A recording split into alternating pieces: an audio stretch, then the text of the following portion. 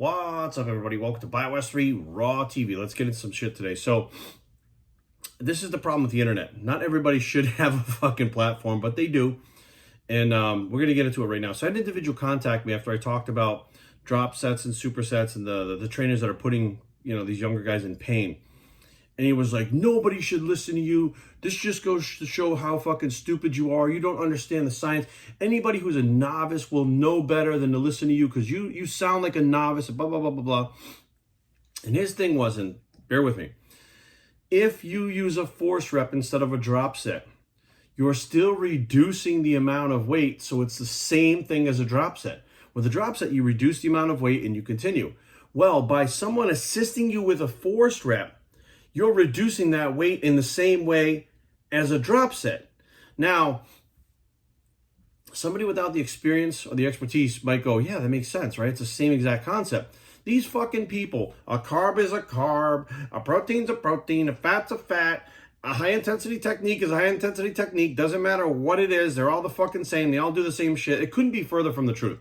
And that's the problem that we have nowadays. Is there's so much bullshit out there that it gets confusing what to listen to. Now, at first glance, you might go, well, that makes sense. Hang on. There's no fucking logic, no reasoning, and definitely no science to what that person stated. Now, a force rep, this person's going to assume that you literally took the bar. So you're going to press it, right? And you get stuck.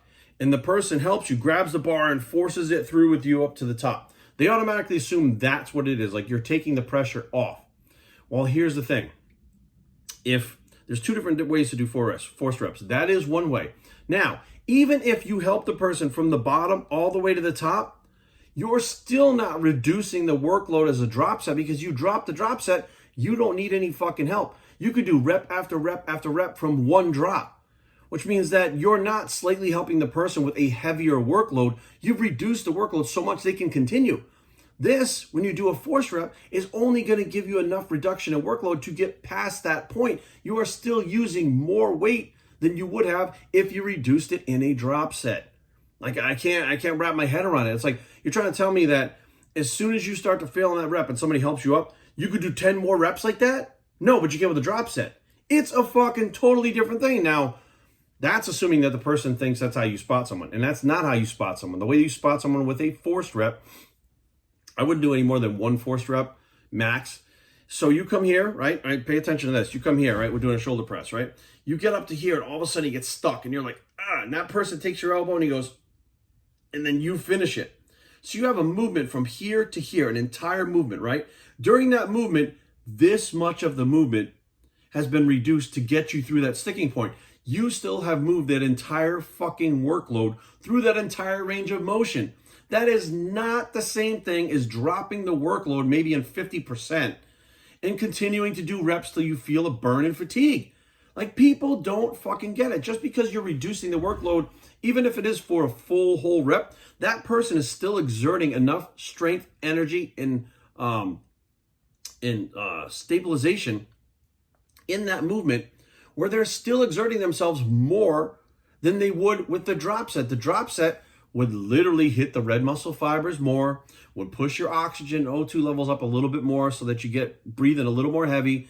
But the whole point of it is people say, well, the muscle doesn't know how much a weight is. That's bullshit, okay? What you're talking about is the muscle doesn't know a number. The muscle absolutely knows a fucking weight because all weight is relative.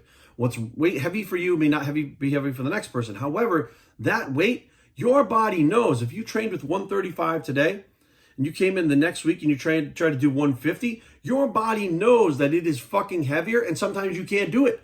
You're trying to tell me you think you walk in there and put 500 pounds on the bar and you can fucking curl it because your body doesn't know there's 500 pounds on the bar? The muscle doesn't know there's 500 pounds. That's the dumbest fucking shit. I don't even know where this myth came from about how the muscle doesn't know. It's all about stimulating. Stimulating is all relative to the person and their strength levels. Every person's strength is going to be different.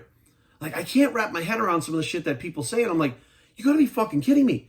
Like, these are basic things that people should understand, right? The muscle doesn't understand, doesn't know how much weight is on there. It absolutely fucking does. What do you think progression is? Progression using heavier weights trying to use them every single week. Your body makes a fucking mental map, okay? The muscles, the central nervous system, everything, of the last time you did that exercise. And it knows fucking that it can handle that. And it has actually been stimulated, recovered, and adapted to be able to do it again, but more efficiently, to be stronger. Your body knew what weight was on that bar. It didn't know the number, but it knew how that weight felt, and it knew what it had to do. And it knew it had to get better and adapt and get bigger and stronger to be able to do it again, or maybe longer, or maybe with more weight. Your body and muscles absolutely know how much weight is on that fucking bar. It doesn't know the number. Like, there's a lot of semantics, and I think people, they look for the easiest explanation, but this shit is not easy. It's not, guys. Like, you guys think all this shit you read in forums, all the bullshit on YouTube, all the fucking dumb shit you hear in the gym, you take in all this information, but none of you really know how this works. The only way you're going to know how this works is if you're someone like me. You've done this shit over time, and there wasn't all these fucking distractions and these assholes online trying to tell you what they know. And they read it in a fucking forum, or they read it, they didn't fucking learn it. They didn't go to fucking school for it. They didn't read a book about it before fucking the internet existed about how the muscle works. They didn't get certified as a trainer, which you actually get taught this stuff as a trainer. With the ISSA, they had the ABC workouts. They taught you about the different fibers, different reps, different even tempos to access different fibers. The ABC workouts in the ISSA was something that I learned back in 1993. There were 3 different workouts for 3 different muscle types, and that's a personal trainer certification. It was one of the first national, the first international trainer certification that there ever was, which is the ISSA. So if you haven't even been through a personal trainer certification, you probably don't know this shit. And then this guy's running around acting like a fucking expert, like he knows. I'm like, no, what's happening is you're training the fucking wrong way. The way you're training may get results, but I guarantee you, if you train the way that your body actually works, you'll get fast results. And that's the whole fucking point I'm trying to make. You want to fuck around and get slow results? I don't give a fuck. You want to be one of those ones where people go, do you even lift, bro? Do you want to be that guy? Or you want to be like, yeah, I guess you put on a little weight. Or do you want to be the guy when you walk in, they're like, holy fuck, you put on size. Like, dude, how much you bench? There's 2 different types of people. The dude, how much you bench, and holy shit, how much fucking weight have you put on in the past fucking month? That motherfucker is out there training properly, eating properly, supplementing properly, maybe taking his steroids, and he's resting. The other guy's listening to people on the internet and spinning his fucking wheels. Which one do you want to be? It's up to you. I'm Biostery, and I approve this message. Thanks for listening, guys, and we are